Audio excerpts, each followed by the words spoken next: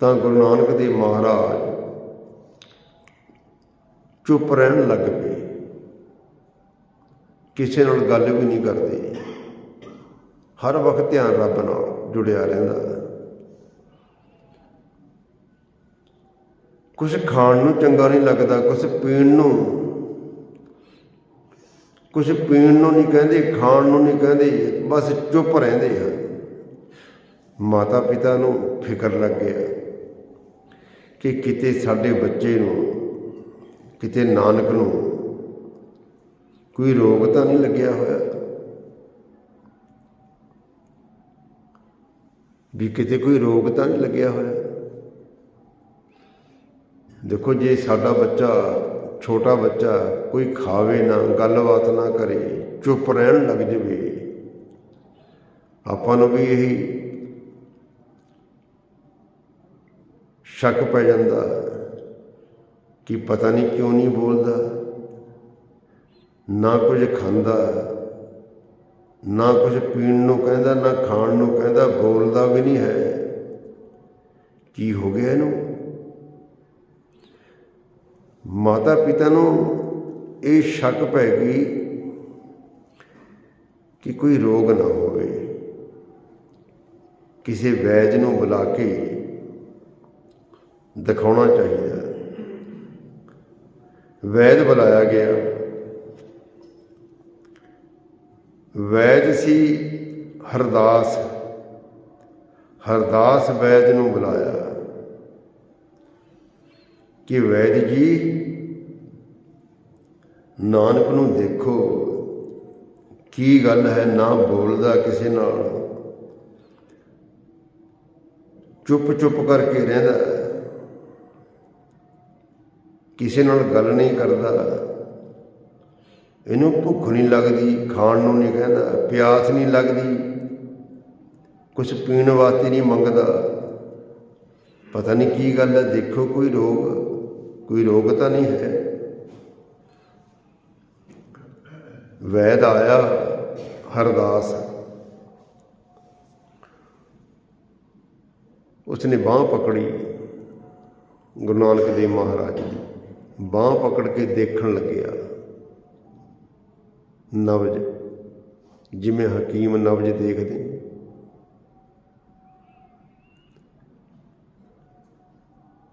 ਜਦੋਂ ਦੇਖ ਰਿਹਾ ਹਕੀਮ, ਵੈਦ, ਹਰਦਾਸ, ਨਬਜ਼, ਉਸ ਨੂੰ ਕੁਝ ਵੀ ਸਮਝ ਨਹੀਂ ਆ ਰਿਹਾ ਕਿ ਨਬਜ਼ ਤਾਂ ਠੀਕ ਚੱਲ ਰਹੀ ਹੈ।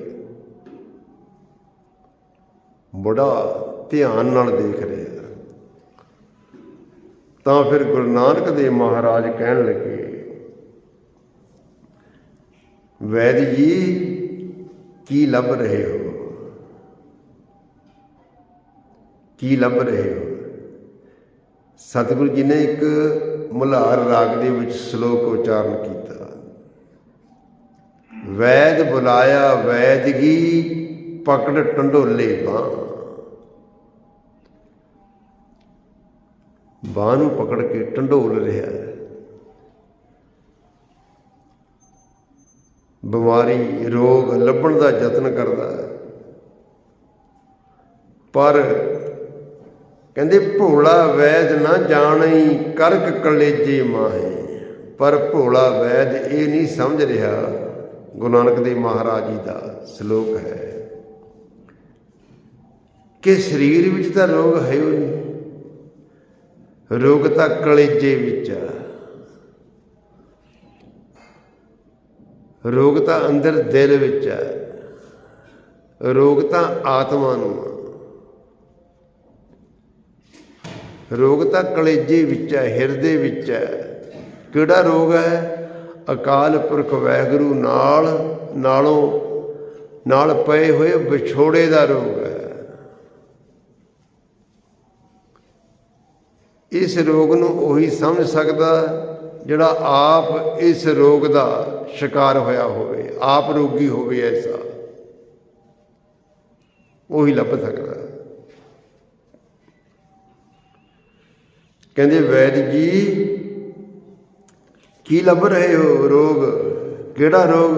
ਤੁਹਾਨੂੰ ਰੋਗ ਇਹ ਸਮਝ ਨਹੀਂ ਆਉਣਾ। ਰੋਗ ਤਾਂ ਮੇਰੇ ਅੰਦਰ ਹੈ। ਵੈਦ ਬੁਲਾਇਆ ਵੈਦਗੀ, ਪਕੜ ਟੰਡੋਲੇ ਬਾਂਹ, ਭੋਲਾ ਵੈਦ ਨਾ ਜਾਣੇ, ਕਰਕ ਕਲੇਜੇ ਮਾਹੇ।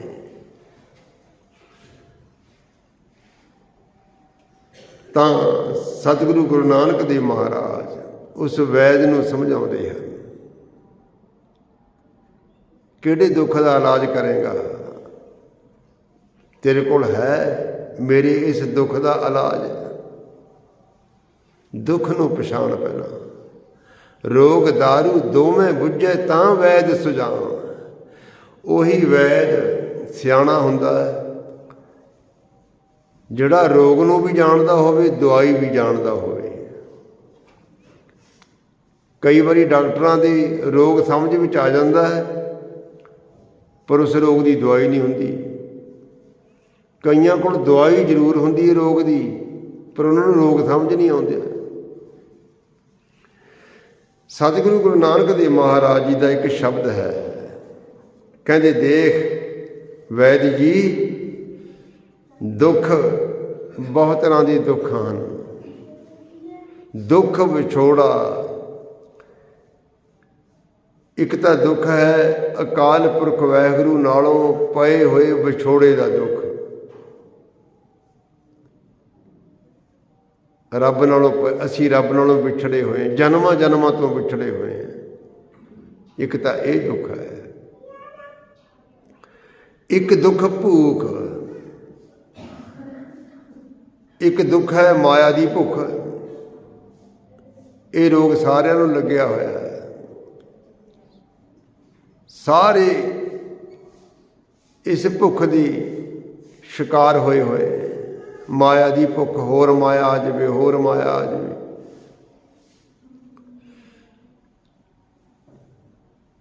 ਦੁੱਖ ਵਿਛੋੜਾ, ਇੱਕ ਦੁੱਖ ਭੂਖ, ਇੱਕ ਦੁੱਖ ਸਖਤ ਬਾਰ ਜਮਦੂਤ। ਇੱਕ ਦੁੱਖ ਐਸਾ ਹੈ ਮੌਤ ਦਾ, ਕਿ ਮੌਤ ਆ ਜਾਣੀ, ਮੌਤ ਦਾ ਡਰ, ਇਹ ਵੀ ਦੁੱਖ ਹੈ। ਬੰਦਾ ਮਰਨਾ ਨਹੀਂ ਚਾਹੁੰਦਾ। ਇੱਕ ਦੁੱਖ ਰੋਗ ਲੱਗੇ ਤਨ ਧਾਏ। ਇੱਕ ਦੁੱਖ ਐਸਾ ਹੈ ਸਰੀਰਕ ਰੋਗ ਹੈ, ਕਿਸੇ ਨੂੰ ਕਿਸੇ ਤਰ੍ਹਾਂ ਦਾ ਰੋਗ ਹੈ, ਕਿਸੇ ਨੂੰ ਕਿਸੇ ਤਰ੍ਹਾਂ ਦਾ ਰੋਗ ਹੈ। ਕਹਿੰਦੇ ਇੰਨੇ ਤਰ੍ਹਾਂ ਦੇ ਰੋਗ ਹਨ। ਇੱਕ ਦੁੱਖ ਰੋਗ ਲੱਗੇ ਤਨ ਧਾਏ, ਵੈਦ ਨਾ ਭੋਲੇ ਦਾਰੂ ਲਾਏ। ਹੇ ਭੋਲੇ ਵੈਦ, ਹੇ ਅਣਜਾਣ ਵੈਦ, ਮੈਨੂੰ ਤੂੰ ਦਵਾਈ ਨਾ ਦੇ, ਪਹਿਲਾਂ ਮੇਰੇ ਰੋਗ ਨੂੰ ਪਛਾਣ, ਪਹਿਲਾਂ ਮੇਰੇ ਰੋਗ ਨੂੰ ਪਛਾਣ, ਫਿਰ ਦਵਾਈ ਦੇ। ਵੈਦ ਨਾ ਭੋਲੇ ਦਾਰੂ ਲਾਏ, ਦਰਦ ਹੋਵੇ ਦੁੱਖ ਰਹੇ ਸਰੀਰ। ਕਹਿੰਦੇ ਐਸੀ ਦਵਾਈ ਦੇਣ ਦਾ ਕੀ ਫਾਇਦਾ ਹੈ, ਜੇ ਦਵਾਈ ਦੇਣ ਦੇ ਨਾਲ ਦਰਦ ਫਿਰ ਅੰਦਰ ਹੀ ਰਹਿ ਜਾਏ, ਬਿਮਾਰੀ ਫਿਰ ਅੰਦਰ ਹੀ ਰਹਿ ਜਾਏ। ਕਹਿੰਦੇ ਉਸ ਦਵਾਈ ਦਾ ਕੀ ਫਾਇਦਾ ਹੈ?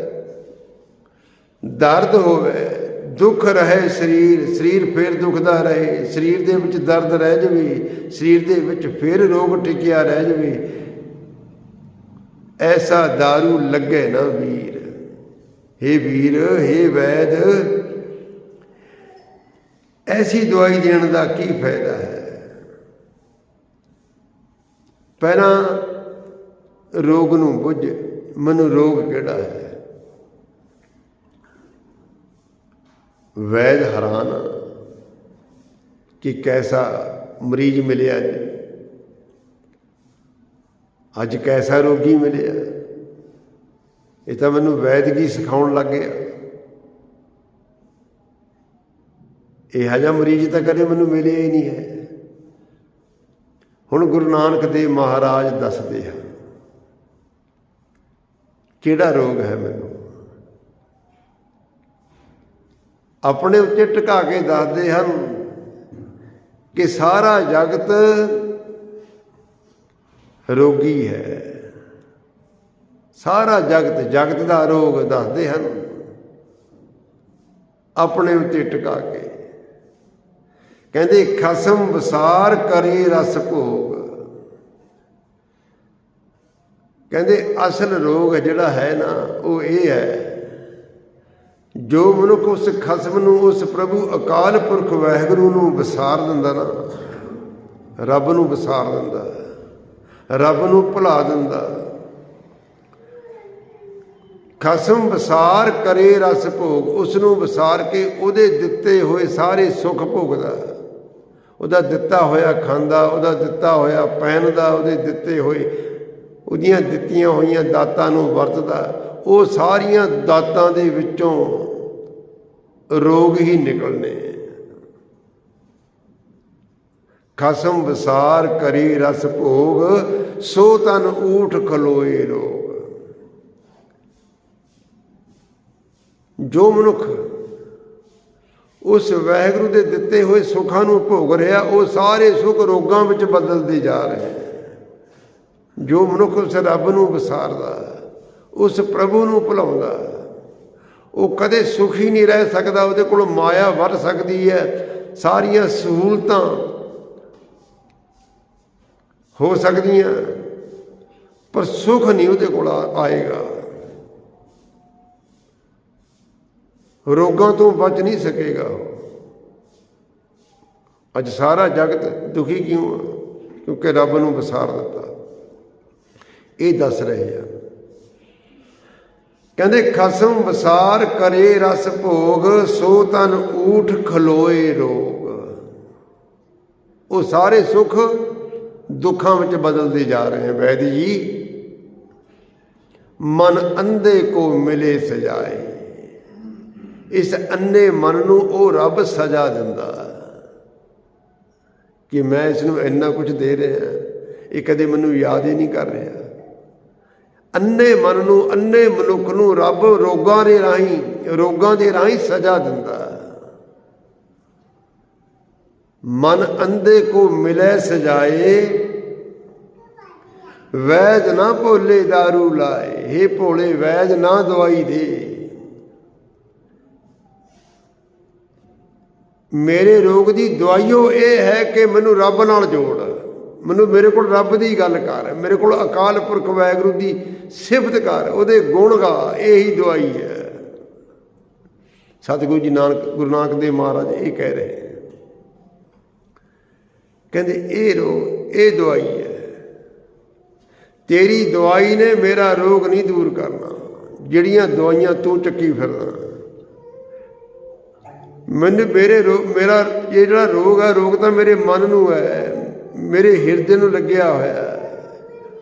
उस प्रभु नालों पए होए विछोड़े का रोग है मैनू, वो रोग दूर कर। वो रोग दूर जद होएगा जदों उस प्रभु की याद मेरे हिरदे विच पक्की होएगी। ये समझाने सतगुरु जी। वैद ना भोले दारू लाए। हुण देखो अगे की कहते हैं,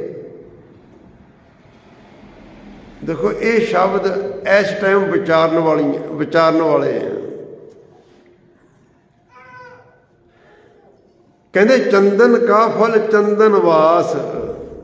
देखो चंदन है, सतगुरु जी कहते जिहड़ा चंदन है ना, चंदन का जिहड़ा फल है ना, वो चंदन की सगंधी करके, भाव चंदन की कीमत उसकी सगंधी करके है। जे उहदे विच सगंधी ना होवे आम लकड़ी है वो। मानस का फल घट में सास। इस मनुख का फल है, मनुख की जिहड़ी कदर है, मनुख का शरीर है जिहड़ा, ये उन्ना चिर इहदी कीमत है जिन्ना चिर इहदे विच साह चलदे हैं। जे साह ना होवे फिर इहनूं कोई नाम नहीं लैंदा, अगला लाश ही दसदा, नाम नहीं लैंदा, मिट्टी है।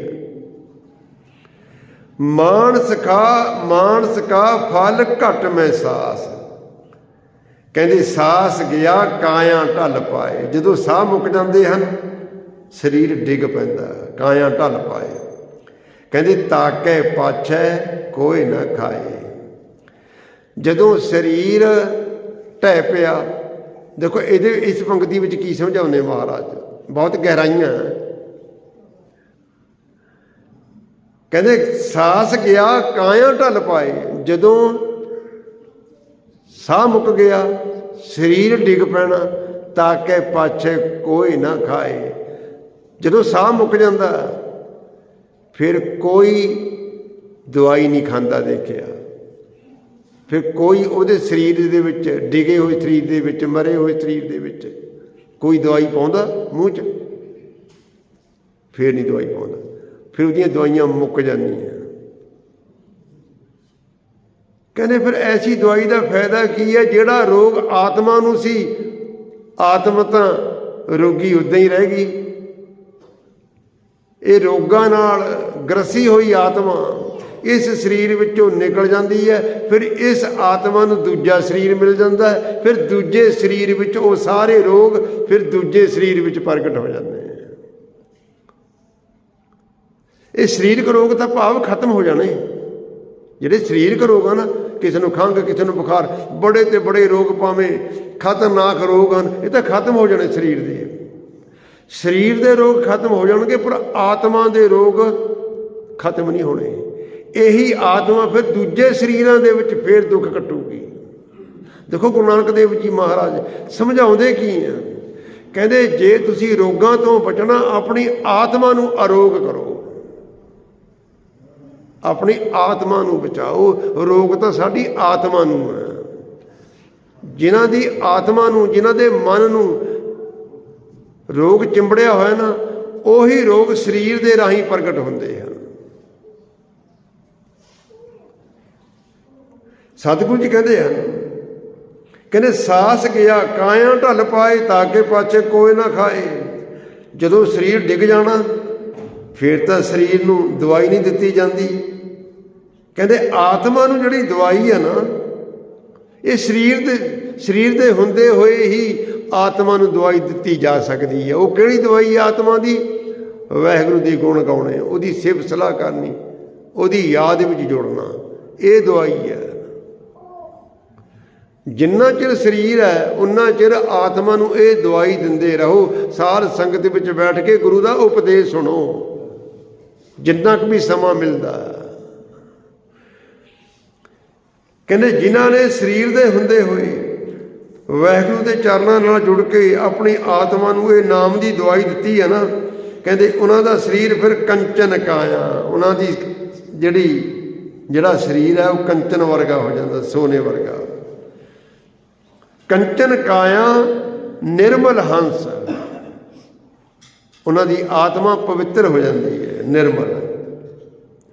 ਜਿਸਮੇ ਨਾਮ ਨਿਰੰਜਨ ਅੰਸ਼, ਜਿਸ ਦੇ ਵਿੱਚ ਵਾਹਿਗੁਰੂ ਦਾ ਨਾਮ ਦਾ ਹਿੱਸਾ, ਜਿਹਦੇ ਹਿਰਦੇ ਵਿੱਚ ਉਸ ਅਕਾਲ ਪੁਰਖ ਵਾਹਿਗੁਰੂ ਦਾ ਨਾਮ ਵਸ ਜਾਂਦਾ, ਉਹਦੀ ਕਾਇਆ ਵੀ ਕੰਚਨ ਵਰਗੀ ਹੋ ਜਾਂਦੀ ਹੈ। ਦੁੱਖ ਰੋਗ ਸਭ ਗਿਆ ਬੁਲਾਏ, ਉਹਦੇ ਸਾਰੇ ਦੁੱਖ ਖਤਮ ਹੋ ਜਾਂਦੇ ਹਨ, ਰੋਗ ਖਤਮ ਹੋ ਜਾਂਦੇ ਹਨ। ਨਾਨਕ ਛੂਟਸ ਸਾਚੈ ਨਾਏ, ਇਹ ਨਾਨਕ ਵਾਹਿਗੁਰੂ ਦੇ ਨਾਮ ਤੋਂ ਬਿਨਾਂ ਰੋਗਾਂ ਤੋਂ ਛੁਟਕਾਰਾ ਨਹੀਂ ਹੋਣਾ। ਜੇ ਅਸੀਂ ਤੰਦਰੁਸਤੀ ਵੀ ਹੈ ਨਾ, ਜੇ ਕੋਈ ਆਪਣੇ ਆਪ ਨੂੰ ਕਹਿੰਦਾ ਮੈਨੂੰ ਕੋਈ ਰੋਗ ਨਹੀਂ ਹੈ, ਜੇ ਕਹਿੰਦਾ ਕੋਈ ਮੈਨੂੰ ਰੋਗ ਨਹੀਂ ਹੈ, ਸਰੀਰਕ ਤੌਰ ਤੇ ਭਾਵੇਂ ਨਾ ਸਾਨੂੰ ਰੋਗ ਹੋਵੇ, ਰੋਗ ਤਾਂ ਆਤਮਾ ਨੂੰ ਚਿੰਬੜਿਆ ਹੋਇਆ ਸਾਡੀ ਨੂੰ, ਆਤਮਾ ਦੇ ਰੋਗ ਨੂੰ ਪਛਾਣ। ਹੁਣ ਗੁਰੂ ਨਾਨਕ ਦੇਵ ਮਹਾਰਾਜ ਨੂੰ ਕਿਹੜਾ ਰੋਗ ਸੀ? ਕਿਹੜਾ ਰੋਗ ਸੀ? ਵੈਦ ਲੱਭਦਾ ਰਿਹਾ, ਨਾੜੀਆਂ, ਕੋਈ ਰੋਗ ਨਹੀਂ ਦਿਖਿਆ ਉਹਨੂੰ, ਸੁਣਿਆ, ਸਮਝਿਆ ਉਸਨੇ। ਗੁਰੂ ਨਾਨਕ ਦੇਵ ਮਹਾਰਾਜ ਕਹਿੰਦੇ ਰੋਗ ਤਾਂ ਮੇਰੀ ਆਤਮਾ ਨੂੰ ਹੈ, ਮੇਰੇ ਮਨ ਨੂੰ ਹੈ, ਮੇਰੇ ਅੰਦਰ ਰੋਗ ਹੈ। ਉਹ ਕਿਹੜਾ? ਅਕਾਲ ਪੁਰਖ ਵਾਹਿਗੁਰੂ ਦੇ ਨਾਲੋਂ ਪਏ ਹੋਏ ਵਿਛੋੜੇ ਦਾ ਦੁੱਖ ਚਿੰਬੜਿਆ ਮੈਨੂੰ। ਉਹ ਦੁੱਖ, ਉਹ ਰੋਗ ਇੱਕੋ ਤਰੀਕੇ ਨਾਲ ਹਟ ਸਕਦਾ, ਮੇਰੇ ਹਿਰਦੇ ਵਿੱਚ ਪ੍ਰਭੂ ਦਾ ਨਾਮ ਪੱਕਾ ਕਰ ਹੈ। ਤੇਰੇ ਕੋਲ ਨਾਮ ਭਾਵ ਨਹੀਂ, ਉਹ ਰੋਗ ਮੇਰਾ ਦੂਰ ਕਰਨ ਵਾਲਾ ਗੁਰੂ ਹੈ, ਗੁਰੂ ਹੀ ਦੂਰ ਕਰ ਸਕਦਾ। ਸਤਿਗੁਰੂ ਜੀ ਸਾਨੂੰ ਗੁਰੂ ਨਾਲ, ਰੱਬ ਨਾਲ ਜੋੜਨ ਵਾਸਤੇ ਆਏ। ਜੇ ਕੋਈ ਆਪਣੇ ਰੋਗਾਂ ਤੋਂ ਛੁਟਕਾਰਾ ਪਾਉਣਾ ਚਾਹੁੰਦਾ, ਦੁੱਖਾਂ ਤੋਂ ਬਚਣਾ ਚਾਹੁੰਦਾ, ਉਹਦੇ ਵਾਸਤੇ ਇੱਕੋ ਇੱਕ ਤਰੀਕਾ, ਉਹ ਹੈ ਅਕਾਲ ਪੁਰਖ ਵਾਹਿਗੁਰੂ ਦਾ ਨਾਮ, ਉਸ ਪ੍ਰਭੂ ਦੀ ਯਾਦ ਵਿੱਚ ਜੁੜਨਾ। ਤਾਂ ਉਸ ਵਕਤ ਹਰਦਾਸ ਵੈਦ ਨੇ ਸਤਿਗੁਰੂ ਗੁਰੂ ਨਾਨਕ ਦੇਵ ਮਹਾਰਾਜ ਜੀ ਦੇ ਚਰਨਾਂ ਵਿੱਚ ਨਮਸਕਾਰ ਕੀਤੀ ਅਤੇ ਪਿਤਾ ਕਲਿਆਣ ਦਾਸ ਪਿਤਾ ਜੀ ਨੂੰ ਬੇਨਤੀ ਕਰਨ ਲੱਗੇ ਕਿ ਪਿਤਾ ਜੀ, ਨਾਨਕ ਰੋਗੀ ਨਹੀਂ ਹੈ, ਇਹ ਤਾਂ ਰੋਗੀਆਂ ਦੇ ਰੋਗ ਦੂਰ ਕਰਨ ਵਾਸਤੇ ਆਇਆ। ਜਗਤ ਗੁਰੂ, ਜਗਤ ਦਾ ਕਲਿਆਣ ਕਰਨ ਵਾਸਤੇ ਆਇਆ, ਇਹ ਰੋਗੀ ਨਹੀਂ ਹੈ।